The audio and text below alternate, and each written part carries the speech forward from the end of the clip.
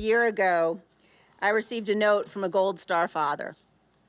He said to me, "Standing up for truth honors all who gave all."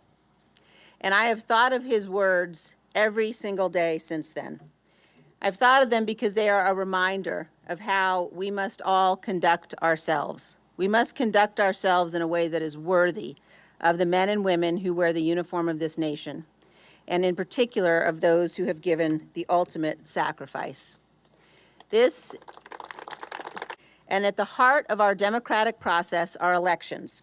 They are the foundational principle of our Constitution. 2 years ago, I won this primary with 73% of the vote. I could easily have done the same again. The path was clear. But it would have required that I go along with President Trump's lie about the 2020 election. It would have required that I enable his ongoing efforts to unravel our democratic system and attack the foundations of our republic. That was a path I could not and would not take. No House seat, no office in this land is more important than the principles that we are all sworn to protect. And I well understood the potential political consequences of abiding by my duty. Our republic relies upon the goodwill of all candidates for office to accept honorably the outcome of elections. And tonight, Harriet Hageman has received the most votes in this primary. She won. I called her to concede the race. This primary election is over, but now the real work begins. We have been given the gift of freedom by God and our founding fathers. It has been said that the long arc of history bends toward justice and freedom. That's true, but only if we make it bend. Today, our highest duty is to bend the arc of history to preserve our nation and its blessings, to ensure that freedom will not perish, to protect the very foundations of this constitutional republic. Never in our nation's 246 years have we seen what we saw on January 6th. Like so many Americans, I assumed that the violence and the chaos of that day would have prompted a united response, a recognition that this was a line that must never be crossed, a tragic chapter in our nation's history to be studied by historians to ensure that it can never happen again. But instead, major elements of my party still vehemently defend those who caused it. At the heart of the attack on January 6th is a willingness to embrace dangerous conspiracies that attack the very core premise of our nation, that lawful elections, reviewed by the courts when necessary and certified by the states and Electoral College, determine who serves as president. If we do not condemn the conspiracies and the lies, if we do not hold those responsible to account, we will be excusing this conduct, and it will become a feature of all elections. America will never be the same.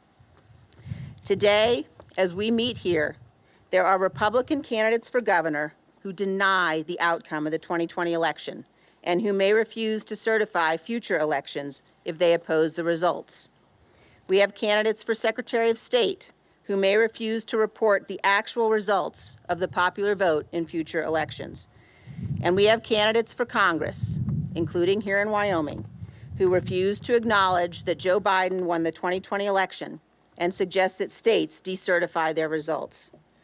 Our nation is barreling once again towards crisis, lawlessness, and violence. No American should support election deniers for any position of genuine responsibility where their refusal to follow the rule of law will corrupt our future. History has shown us over and over again how poisonous lies destroy free nations. Over the last several months, in the January 6th hearings, the American people have watched dozens of Republicans, including the most senior officials working for President Trump in the White House, the Justice Department, and on his campaign, people who served President Trump loyally, testify that they all told him the election was not stolen or rigged and there was no massive fraud. That's why President Trump and others invent excuses, pretexts for people not to watch the hearings at all. but no citizen of this republic is a bystander. All of us have an obligation to understand what actually happened. We cannot abandon the truth and remain a free nation. To believe Donald Trump's election lies, you must believe that dozens of federal and state courts who ruled against him, including many judges he appointed, were all corrupted and biased, that all manner of crazy conspiracy theories stole our election from us, and that Donald Trump actually remains president today. As of last week, you must also believe that 30 career FBI agents who have spent their lives working to serve our country abandoned their honor and their oaths and went to Mar-a-Lago not to perform a lawful search or address a national security threat, but instead with a secret plan to plant fake incriminating documents in the boxes they seized. This is yet another insidious lie. Donald Trump knows that voicing these conspiracies will provoke violence and threats of violence. This happened on January 6th, and it's now happening again. It is entirely foreseeable that the violence will escalate further. Yet he and others continue, purposely, to feed the danger. Today, our federal law enforcement is being threatened. A federal judge is being threatened. Fresh threats of violence are arising everywhere. And despite knowing all of this, Donald Trump recently released the names of the FBI agents involved in the search. That was purposeful and malicious. No patriotic American should excuse these threats or be intimidated by them. Our great nation must not be ruled by a mob provoked over social media.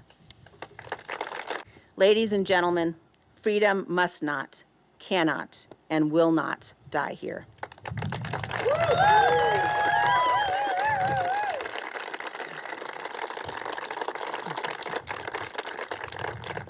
We must be very clear-eyed about the threat we face and about what is required to defeat it. I have said since January 6th that I will do whatever it takes to ensure Donald Trump is never again anywhere near the Oval Office, and I mean it.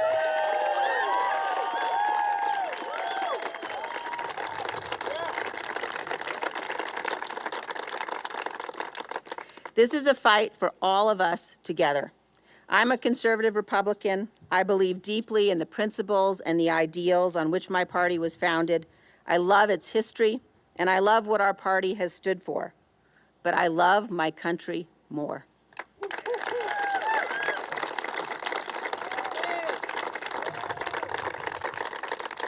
So I ask you tonight to join me.